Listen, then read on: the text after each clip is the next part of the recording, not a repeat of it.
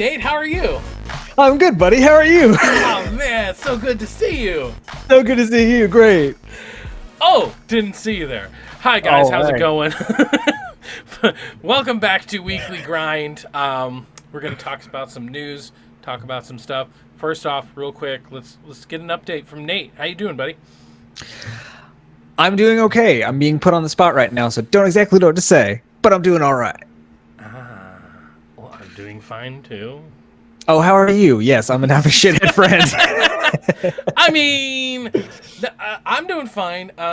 In case you guys didn't know this, if you're just stumbling in, drunken and disorderly off the pavement or something, we're doing a lot better here on the channel. We have a lot more stuff, so please go check out our impressions on the cycle, our review on Deep Rock Galactic, and hey, WTF this game is. Go check those out. We're really excited to basically be pumping out shit left and right. So with that said, let's get into it. We're going to be going over some Activision hate, some E3 replacements, and maybe even a little bit of Last of Us on HBO. So let's get right into it. Alright, so the first story I kind of caught my eye is Activision Blizzard shareholders upset over CEO Bobby Kotick's compensation. My number one question is, now? Now? You guys didn't realize this before? I mean, he's like, oh no, we didn't make our quota even though we made more than last year. Better get ready with 800 people. And hey, this new guy that just came on, let's give him a $15 million bonus or whatever. But now the stockholders are like, oh, wait a minute. Yeah, so for me, it's one of those that I am not a corporate CEO. I am not a corporate head of anything. I work for corporate shell. I am not a corporate shill. I am The Last Jedi is the best Star Wars movie of all time. Screw you! But I feel like I've gotten a lot more acquainted with corporate dealings since I work for a big corporate company. So, and I work for the man, and they're fucking assholes. And they're like, one of the things I've noticed is they're so tone deaf and so unaware. So you say your comment of saying now, yeah, it is probably now. They probably had their heads shoved up each other's asses so fucking far that they're like, oh, wait a minute, hold on, he's doing what? Right. So deep dive in a little bit more. Let's just kind of, we're not going to read the whole article. If you guys want, go to gameindustry.biz, give them a click and everything. Activision Blizzard has come under fire from some of its shareholders who argue, not really an argument, that CEO Bobby Kotick gets paid too much. Two proxy advisor service firms have recommended that Activision Blizzard shareholders vote against a proposal to what's this word? Remunerate.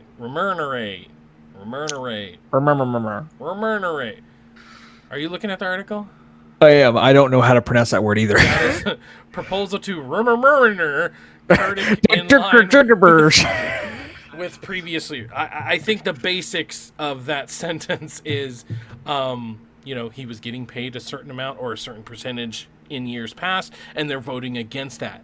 Thank you, because once again, 800 people lost their jobs in a year that they actually made more money, and yet this guy gets a $15 million bonus, and Bobby Kotick, who knows how much he gets paid. I don't know. I think hopefully what this is accounting to is that CEOs and people will start being held accountable, because it's like when your employees are struggling, when they're working 100-hour weekends or weeks, and you are off at some golf course because all you're really doing is looking at, numbers and blips, and it's like, oh, this number isn't big enough, make it bigger. Like when that's all you're doing, it's like you don't deserve it, especially if you're just willing to lay off 800 people just because it's like, we made more money, but not more money. Yeah, it's. I hate corporate America. I do. I do. It's one of those that I feel like this either doesn't happen as often, or it's just one of those that's only certain times we really pay attention to it. And I think it's one of those that in the God, 2020 is just an absolute mess all around. Fuck you, 2020. It's one of those my 2019 back. I think everyone is starting to become so aware of what's going on in their surroundings that we might be seeing more stuff like this pop up of people being like, hey, some stuff that we let go under the rug. A lot of people are paying attention to every single thing everyone does right now, but also we've had time to kind of recollect because we can't go to our day to day. What else are we going to be seeing from this? True. I hope so. I hope there's a rippling effect. I hope they start looking at every CEO, because if your company is doing good, then great. You should get a bonus. I don't think you should get $1 million bonuses unless that $1 million is also getting, trickled down to everybody else. Where was I going with that? I don't know. But either way, you shouldn't be getting paid millions of dollars when some of your people who are actually making the games can barely make ends meet, and they're working 100-hour weeks. Like, that just doesn't make sense. Not only are you not making enough to have like an actual house, you have to live in an apartment. So not only that, but you don't even have the time to enjoy the house and or apartment. So it's like, you don't have a life. You don't have a wife. If you do have a wife and kids, you're just completely abandoning them. Meanwhile, Bobby fucking Kotick is off on a freaking yacht somewhere because he's getting paid $15 million a day. It's ridiculous. Absolutely ridiculous. So, on to somewhat happier news. So E3 2020 replacement event schedule, PS5, PS Gaming Show, and all the confirmed events so far. This is from GameStop, and GameStop, first off, how to boost your prostate health, do this daily. That's the ad that came up on my thing. Great, that's us. E3 2020 replacement. Funnily enough, since this is from GameStop, they don't point out IGN's event that they have going on. So I made sure to bring that up too, because it's like, guys, you can't say that this is, a schedule and you don't even... Anyways, June 4th, so this already happened. PS5 Future of Gaming. Well, no, that didn't happen. Wait a second, it didn't happen. That got delayed until an undetermined future date, which, okay, cool. June 7th, so that's actually the day of this recording. Guerrilla Collective Black Voices in Gaming. Wait, now I have to switch to this one. June 11th, Titanfall 2 Speedrunner Countdown Challenge by Brionata. Sure, whatever. IGN Expo number 2 starts at 2:15 Pacific time? Pacific time. Exclusive reveals, trailers, gameplay demos, and developer interviews. So that starts at 2:15 Pacific time. Unannounced game. Stronghold Warlords 13. Yeah, a bunch of stuff there. June 12th, GameScope live at 12 p.m. Pacific time. Pre-show charity stream 1 p.m. Pacific time. Then the IGN Expo number 3, 2:50 Pacific time. That's a weird time to start. 2:50. That is weird. 2:15 was weird enough, but 2:50. Yeah. So trailers, bunch of trailers, a bunch of gameplay previews, and then we got June 3rd. Oh wait, now I think we're back to the normal stuff. We can go back over to June 13th PC Gaming Show. Although it doesn't have a time. Does it have a time here? No, it doesn't. IGN doesn't even have the time for that. Bye! PC Gaming Show on June 13th. Guerrilla Collective Live. June 16th, Steam Summer Game Festival. June 16th through the 22nd.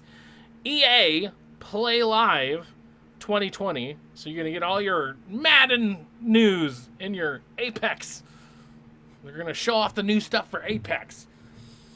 If you don't know, I'm kind of freaking done with Apex. Yeah. Have you played Season 5 yet? Tangent. Yes, I've played Season 5. I played their story stuff, and it's bullcrap. You have like a 7-minute timer, so you can't even like explore. You go from point A, point B, hold down a button, and then you get the F out of there. That's it. And that's their story. I was legitimately excited, and I was like, oh man, we quit Noob too early. Now we have some stuff to talk about. No, it was bullshit. It was just dumb. God. Like, maybe by the end, it's going to feel like, I don't know, because I haven't freaking played. I was like, I played that one thing, and I'm like, that's it? And the thing is, it's like, oh yeah, you can replay it as many times as you... Like, why would I? Nothing's happening. I have a 7-minute timer that I have, or maybe it was like 7 or 9 minutes. I don't know. Point being is that you have a little timer. You have to get in, get out. You can't really explore. It's not like a Black Ops Zombie where I can do it infinitely or whatever. It's I don't know. I did not like it whatsoever. And then season 5 in general, it's just like season 4. It's just like more season. So, anyways, tangent complete. Tangent complete. All right, June 23rd, we have a New Game Plus Expo.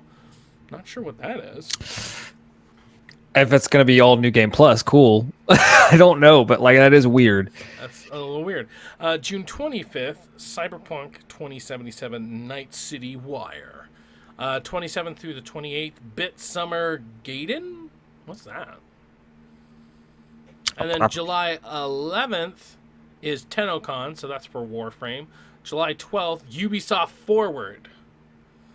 We definitely know Ubisoft for being too forward. So, I mean, we don't have E3, but we do sort of have a replacement. You got a lot of shit to tune into. Yeah. I'd actually say that I don't prefer this, because E3... Oh, I don't either. E3 is at least somewhere central we can go to and get all our information. Now we have to have an entire month's worth, which is still fun because obviously in today's, current events, and there's not a lot releasing anyways, but still, it's just like, dear God, that is a lot. Well, did you mention Jeff Keighley's? Oh, when is he doing something?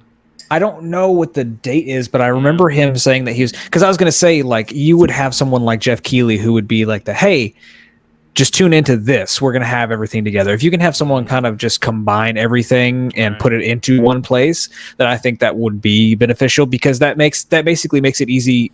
It's VOD in some ways. You pick which presentation you're wanting to watch, and you get the schedule for it. You don't have to just sit through like constant.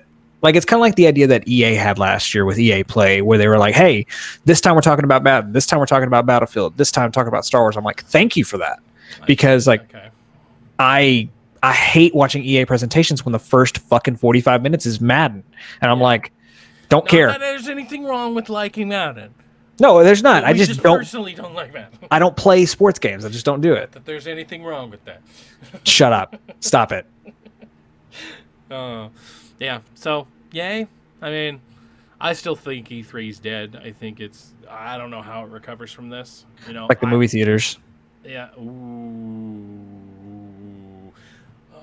Moving on. Oh, Jeff Keighley announces Summerfest.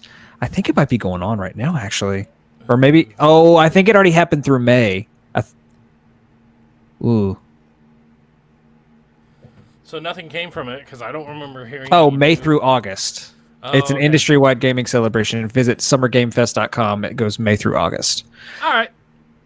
Cool. Yeah. Moving on. We have The Last of Us HBO series finds first episode director. So first off, I'm just excited about the fact that there's a Last of Us show. Like, that's cool. That's something me and you talked about. Let's see. Back then it would have been Nerd. It was about 2 years ago, yeah. Nerd to the Third? Or was it Nerd Radio? No, it was Nerd to the Third. No, it was Nerd to the Third, yeah. Yeah. So Nerd to the Third on our podcast, we talked about how... how did we get on the subject? I can't remember now. We were talking about adaptations that we would want to see, or I think it was like castings. And we were like...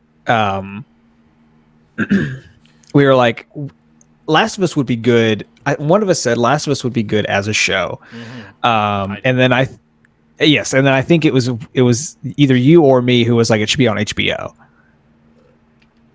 Yeah, I remember saying it would do good on HBO or Netflix. Because either one, they could let loose and be as gory as they wanted, basically. That's right. And I argued with you, and I was like, no, I think HBO would be the perfect place because HBO will 100% do darker shit than Netflix will. Yeah.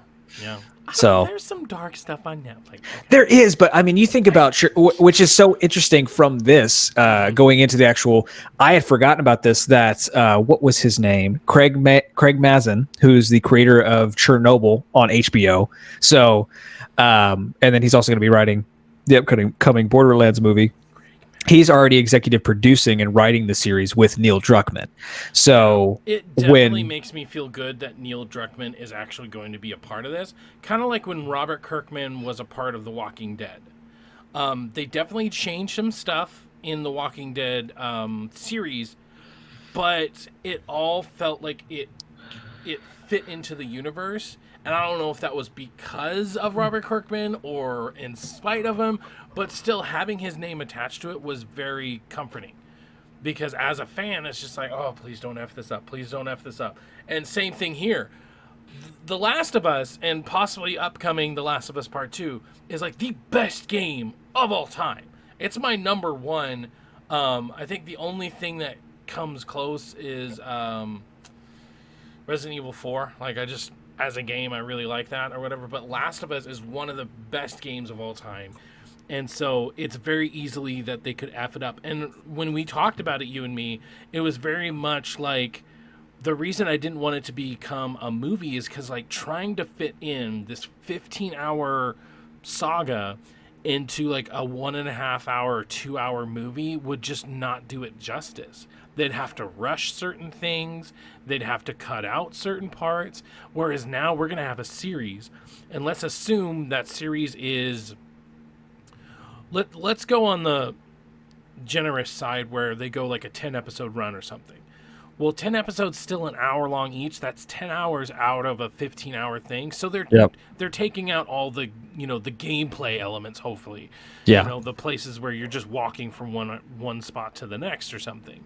But it's like, that makes me feel way better about the fact that they're going to have the brothers together. They're going to have that whole storyline. It's going to play out exactly like it did in the game. They're going to have just everything. I feel way better about it that they're going to have everything because not only because Neil Druckmann's a part of it, but because it's going to be a series. They're going to have the time to build the relationships, Episode 1 is essentially going to be Joel and Ellie. Joel and his daughter? No, the girl. Who's the girl? Tess. Tess. There we go. Joel and Tess going on their little mission. And then obviously the prologue, obviously, that'll probably... Do you think they're going to do the prologue like they did in the game, or do you think they've got to. They've got to. Well, here's the thing. I don't know, because like with what's all going on right now in terms of being like very aggressive. But no, that was the military, wasn't it? That did that. That was the military that did that, right? Yeah. Okay. But you get what I'm trying to say. I get what you're putting out. So I mean, I think that they have to. I don't know if they'll show that like scene, like shot for shot. I think they'll do it in some way. Maybe, I mean, I could definitely see them doing it in the style of like flashbacks, like not throughout the show, but I can see the artistic way of like them. It's Joel in present day Last of Us. And then like him kind of going around, maybe getting ready. Like okay, let's do this. I'm actually going to do this on a tangent. Let's do it. What I could see for the first shot of the pilot, cold open, like screen just pops up. Joel and maybe Tess, I don't know. Joel at least is laying down somewhere. Like he's resting. And like you kind of get the ambience of it's a little bit, you can kind of hear the military stuff going on in the background. And then like he wakes up, and then he's, whether he wakes up from a nightmare or he wakes up from, he wakes up from a nightmare, and then he's like remembering what happened in that prologue. And then I could see him like kind of looking around and going to pick up her watch, and then like having it be like a long shot of that. And it's kind of giving you glimpses of like, kind of letting you wonder, hey, what happened? So like if you haven't played the game, that could be a piece where they're like, once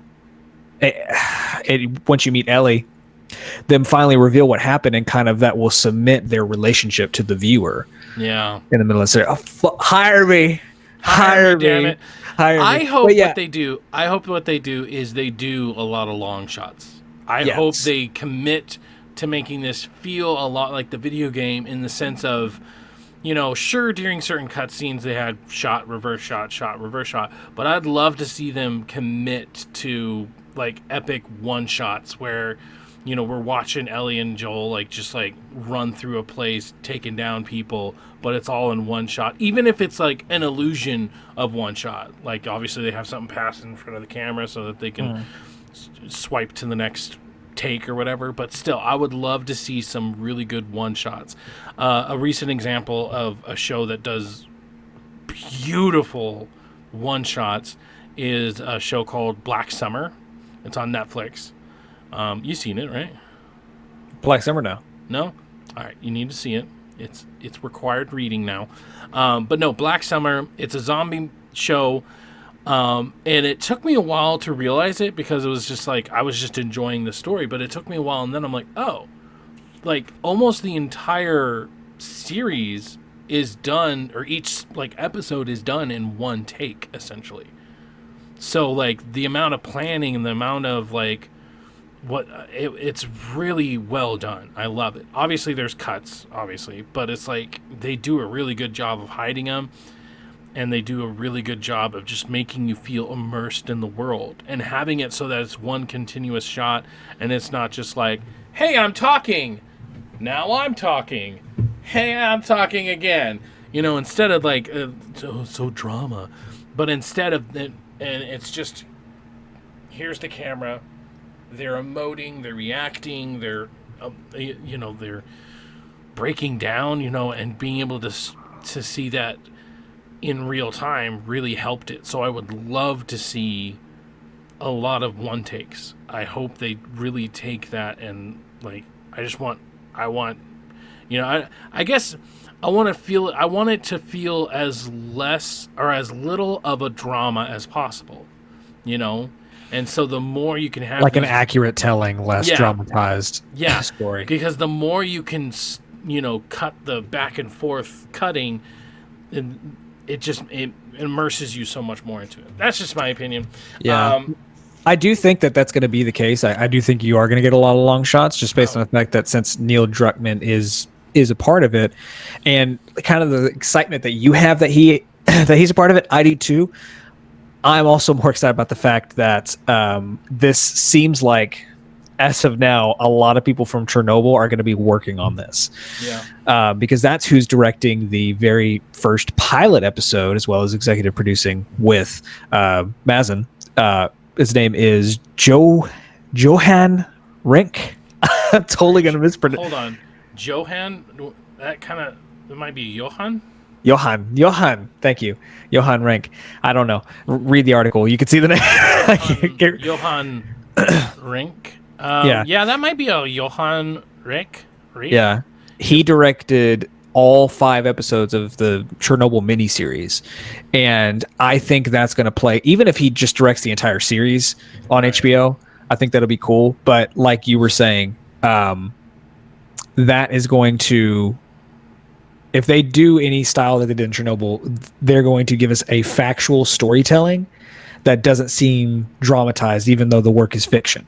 Right. Yeah. Good point. Yeah. Then we have we gotta talk about this. We gotta talk about actors that could end up playing Joel and Ellie. They have a couple of good ones here. How can I? So while he's doing that, I have over 5 or 6 articles, different internet castings for who people think should play Joel and Ellie specifically. There's some that include who they think Tess should be, which I think is cool. Oh, cool. But we'll talk about what they say, and then I think we're gonna give ours. Yeah. If you're ready for that.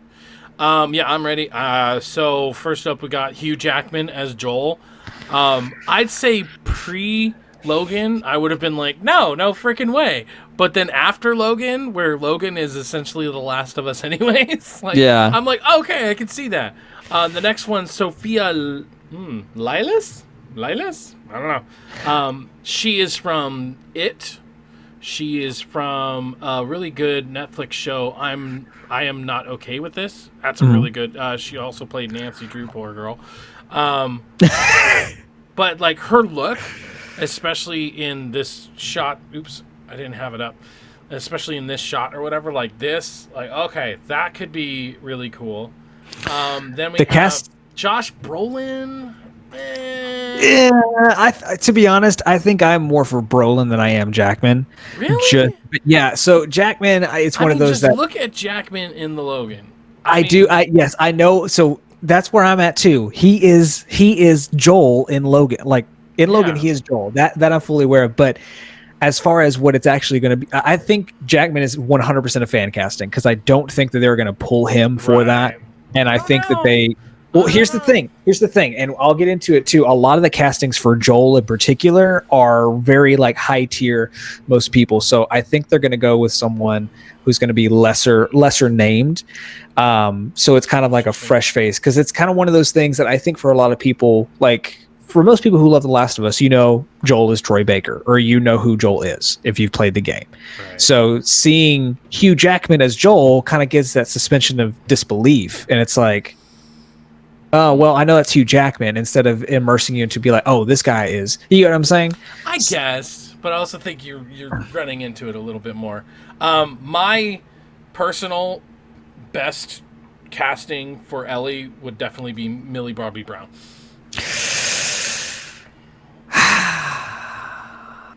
I can agree with that, except that I think that the universal two that I've seen that I 100% agree with and would be happy if it was either of them is Sophia Lillis and Caitlin Denver. Caitlin Denver is she's one of the daughters from Last Man Standing, but more importantly, she was the other girl in Booksmart. Ellen Page. Come on, guys. Yeah, seriously. No, that one was Ellen Page, my ass. Ellen Page was pissed off at them because it looked too much like her. Yeah. Jeffrey Dean Morgan. I hated. I can't remember what season it was. I want to say it was 7. 7 it was the one right before swinging, literally. So yeah, I think it was that season. I hated him in that. Because he always had this thing where he like leaned back. He's like, "Look at you!" I hated it. Yeah, I don't know. At first it was like, "Oh my god, he's menacing." But when he just kept doing that thing, lean back, he's like, "Look at you! Oh my god!" Like it was just annoying after a while. His character definitely gets interesting in season 9, I believe, where like he's a prisoner. And so he's messing with people. Like, I like that. But yeah, I don't know. Like, I could see it. He's a very good actor. I don't want to discount that. But at the same time, it's like, I don't know. There's some that are going Gerard Butler. Ugh. For Joel. Gerald Butler? Okay, let me ask you. What do you think about Jamie fucking Lannister being? Jamie fucking Lannister. Wait, you That's do realize you're making saying. a Game of Thrones reference, right? Yeah. Yeah, I don't know who the fuck that is. Have you never seen a picture of who Jamie Lannister is? No. Okay. I'm a fucking dork. All right, I'm sending you this. Hold on. Well, so that's him and Maisie Williams, who plays Arya from Game of Thrones. Like. Huh? No, not Ariana Grande. Those two I have been seeing. She's in New Mutants. I know. I'm pretty sure you know who Arya is. You've seen a Grande. Oh my fucking god! I swear. So I gotta scroll down. There's Logan. There's Caitlin Dever. Is that the girl? Dever? Yeah. I'm sorry. I said hell yeah. Yeah. I totally agree with you. Want to know what's something cool too? I did not know this until reading through this. She also was in Uncharted 4. She played Cassie. Which one's Cassie? Hey, you played Uncharted 4, right? Well, yeah, of course. Spoiler alert for Uncharted 4. Who people haven't played, it's his daughter. She's the daughter. Oh shit!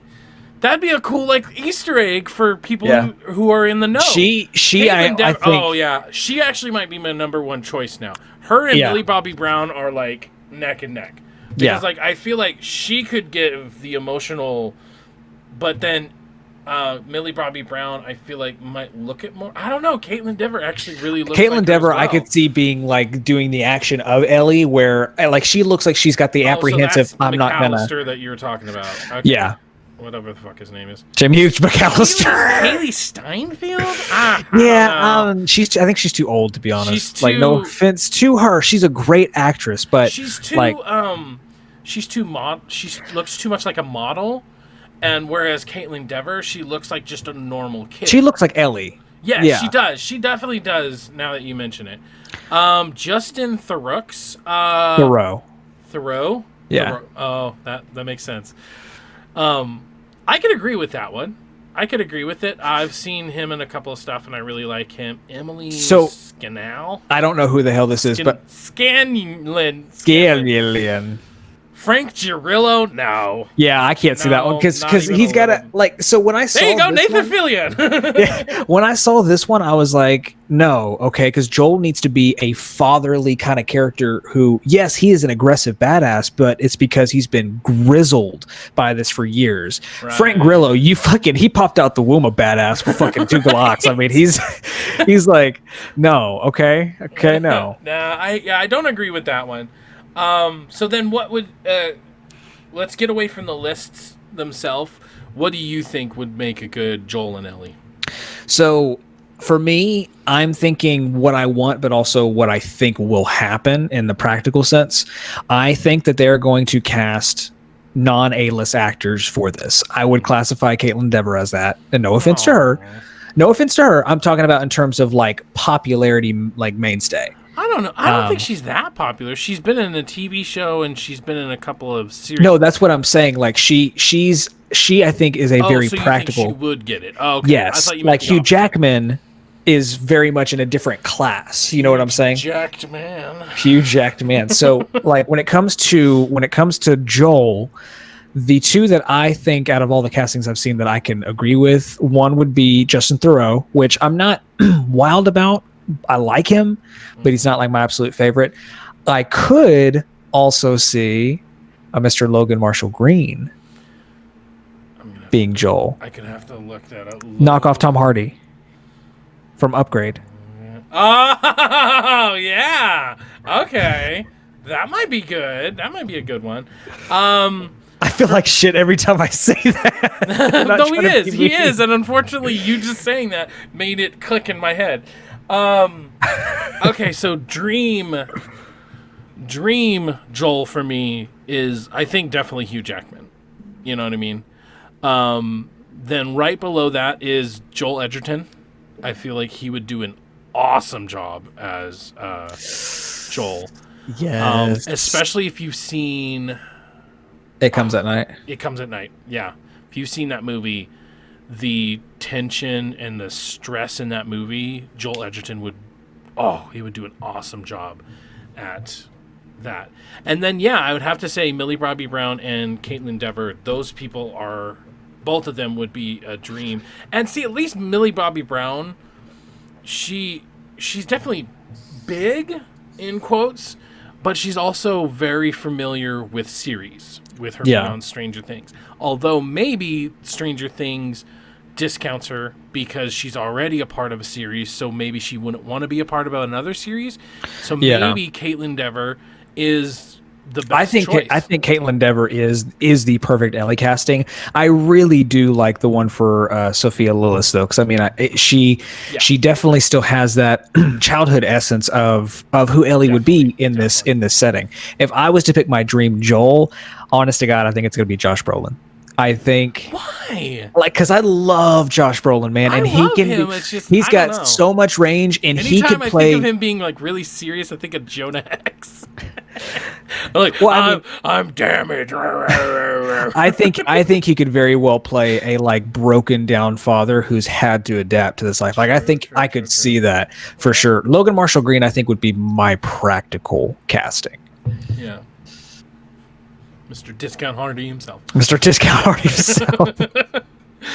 I mean, he doesn't do a lot, so maybe he'd have a better chance of getting. Now, I will put this in the link in the in the description, so Nick, don't let me forget. Okay.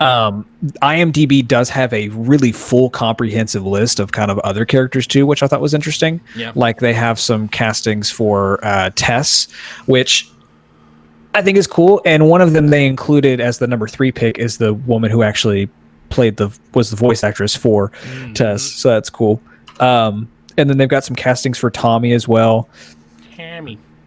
Which one of them is Troy Baker, which I think is kind of meta and funny. That would but be kind of meta, kind of like on I could see it though. Boys. In The Boys, the Amazon series, they had Simon Pegg play the main character's dad, and in the comic book, the main character was modeled after Simon Pegg. So it was this nice little meta joke.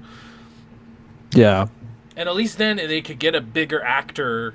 Or I guess Troy Baker's not necessarily a bigger actor, but you know what I mean. They could get a bigger actor to play that part. That man is perfect. He does not need to be a better actor. He is good where he's at. He does not need to get any better. So, yeah. So that's our dream. We want to know about your dreams. Okay, what's your dream, Joel? What's your dream, Ellie? What do you think about Activision? Obviously, they suck. So, I mean, we both agree on that. We all agree on that. But anyways, let us know down in the comments below. Make sure to like, share, and subscribe. We have all the links down here. You like our nice little new overlay? It looks so pretty. But yeah, make sure to like, share, subscribe, all that good stuff. Thank you guys so much for joining us for another weekly grind. I was your host, Nick. Did we even do that in the beginning? I don't know, but we're doing it now. I'm Nate. We're doing it now. Fuck it, we're doing it live. I was Nick. And I was Nate. And keep that grind going weekly. Keep fucking that chicken. Yeah! Did you send it to me? You didn't send me shit? I sent it to you on Discord. God, we can't just keep switching modes of communication. I don't even Yes, we have can. Discord. Where do you want me to send it to you? How do you send it up my ass, okay? No, okay, here, I'll send it to you in the chat. No, I'm already going to Discord!